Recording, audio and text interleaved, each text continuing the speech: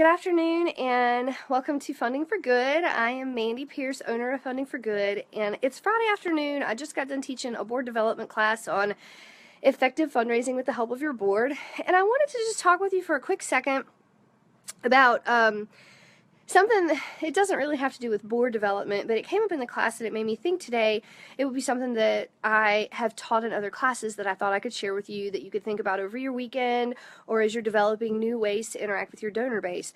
A little exercise that I do sometimes when I'm in classes is I ask people, think of a first that you had that is extremely memorable in your life. And then I have everybody go around and share it. And it could be anything from a personal first to a work-related first, things like having your first child or getting married for the first time or your first kiss or your first car or your first job or your first whatever. And then I have everybody go around the room and tell why that particular first was memorable for them. And it does several things. One, in the group, it allows people to connect on some level, to learn something personal. It's sort of a great icebreaker. But then it helps people realize the things that are important to them. And the next question I ask is there anything that you or someone else could do to replicate your experience of that first exactly?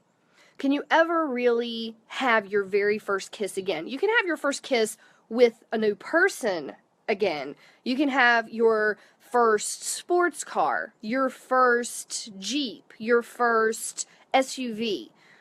But your very first car can only happen once. Your very first kiss can only happen once. So, there's not really a way to replicate a first after it's happened. And the reason I tell people to think about that is I want them to think about how they are creating the experience of a first for donors. What is that experience like the first time they give to your organization?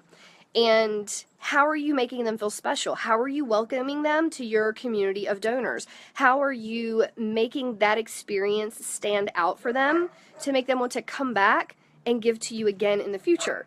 And if you don't have a good answer for that, that's something that maybe you and your staff want to sit down and really create a good first experience. Because somebody could give to you this year and not give again for another 3 years, and then you could really thank them for their gift, but that's never going to be their first experience. They're going to have given to you before. So if you miss the opportunity for that first, it's like parents always say, you never get a second chance to make a first impression. It's true. You will miss that opportunity. So I encourage you to think about some really great ways to get folks engaged and thank them for their first gift to make them want to come back and participate again. You can take that same concept into volunteerism. How do you thank someone for their time that means a lot and what makes them want to give their time again?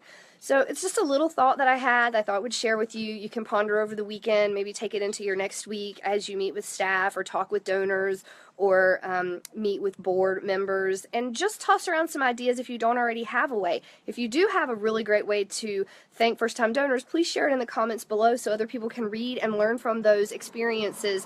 And I hope you all have a wonderful weekend, and we'll talk to you again next week.